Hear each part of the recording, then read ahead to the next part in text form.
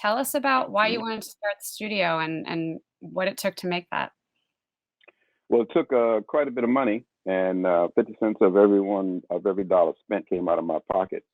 All the money I made doing some of those shows, which I had done very well, went into that studio. It was a 50-acre facility built from the ground up, and one of the largest sound stages on the East Coast at that time. It didn't work. That's why I applaud Tyler Perry. I knew what it would take to have something like that work. I thought it would work in Virginia, but unlike Georgia, the state legislature, the people who were in charge of the government of Virginia did not like or understand what I was trying to do down there. So instead of gathering around me and supporting me and making it easier for people to come here by giving tax credits and stuff, they actually fought me. And so the battle with the government was exhausting. We're in a right to work state, and a lot of unions were trying to, and still trying to change that, which I didn't care one way or the other. But they used me as sort of the sounding board or the whipping boy to try to fight with that. And although I made peace with the unions on that, it still took a lot of energy and time away from what I built it for, was to create. The reason I did it was that meeting I had with William Paley when he said, "Well, it was my propaganda." And that old saying is, put your money where your mouth is. And I decided I was going to put my money where my mouth was. If I was going to control my propaganda, I had to have a studio. I had to be able to finance and create the kind of shows that I wanted to do. And we did. Our first year, we were doing well, millions. We developed a show for Showtime. We built and shot one of the first shows shot outside of Hollywood in a half-hour comedy, three-camera film, the old way, like Lucille Ball show. Is that And like it was quite like Lucille Ball. They shot three-camera film, and nobody had tried to do it that way. right? So we shot that at my studio, built the sets, and was very successful. Won some awards called Links and political comedy. And I did a couple films that we financed in house. A lot of documentaries. We created a documentary series that was syndicated in about 140 markets. So all that was happening, was going well. And then, as everything else, not that people, Hollywood didn't go after me. What happens is they don't support you. So there's a lot of ways to win a battle. Sometimes you don't have to fight and win a battle. So not that what I was doing, that it was any threat to the business. It was no threat to the business whatsoever. But it was a nuisance. What if I worked? More people will want to do that, like now, because of the success of the pilot. Everybody wants to be in the studio business. Not me, by the way. I mean, I have a little small studio here, but it's only stuff that I can afford to do. And so, but what happened, what came out of that was I created a lot of content that I owned myself. I put my money in it. If I worked for someone else and they didn't have enough money to deficit it, I said, well, I'll deficit it. You give me some costs, some expense costs, and I'll deficit, but I own it. Because if I'm putting the money in, I own it. So I would like put up some of the money for financing, and therefore I now have quite a bit of content. Some of it evergreen. And so I decided under this pandemic, I just didn't want to stay home and look at walls and fight with my wife. So I decided to spend more time at my studio. We shut it down, just myself and my partner were here, and maybe two other partners from in my organization. And we just came in here and started figuring, what are we going to do with all this entertainment? What are we going to do with all this content, documentaries, and music shows? And I said, let's start a streaming service. It seems like that might be the next thing. Remember, this was a year ago.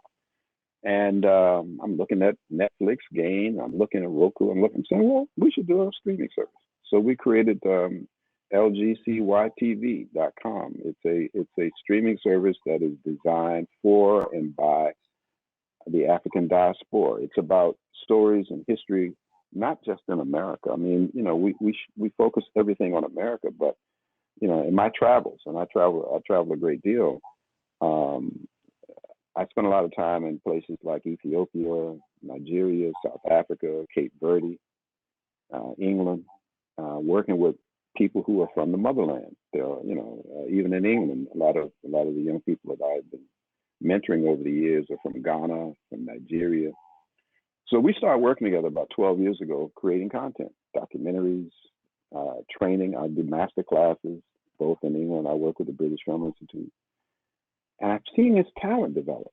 And I'm thinking, wait a minute, they're like me. They need places for their content. So we created this streaming service to be a showcase for some of the talent and some of the people that are talent that I've been working with, some of their content.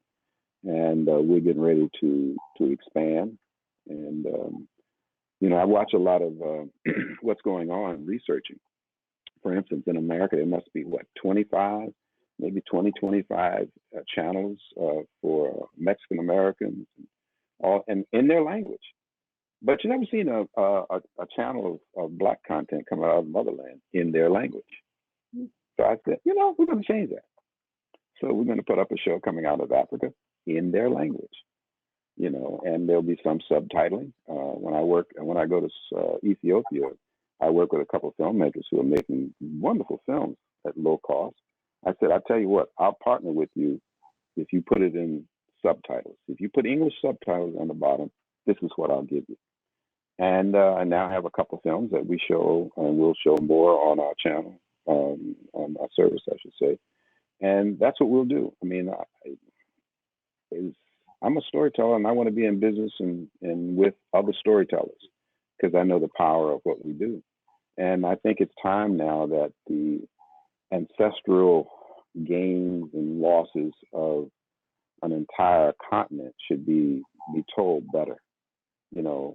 We know about King Leopold, but we don't know about the other rulers of the Congo. We know about all the people who have the English rulers, Stanley and Livingston, but we don't know about the people who named it before them. We know about Ethiopia and I mean, we know about Christianity, but we don't know about the oldest Christian community in the world, where they just found the oldest Bible still in existence, 800 years old. I mean, we don't know about the kings and queens of these other nations. And I think those stories are there for us to tell. And they should be told in a different way. Netflix is barnstorming Africa. I mean, Netflix is spending probably as much money in Africa they're spending in the United States, which is fine.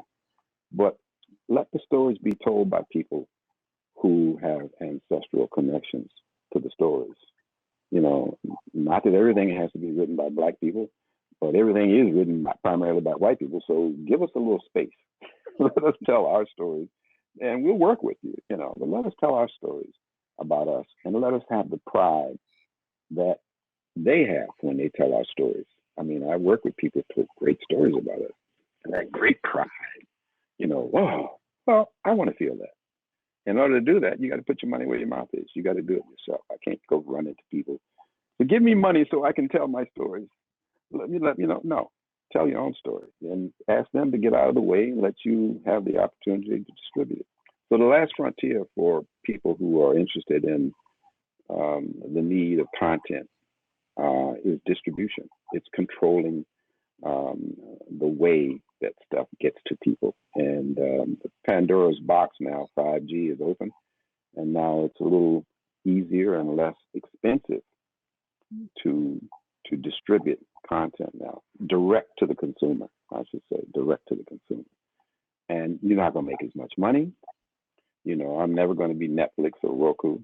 It's not my goal.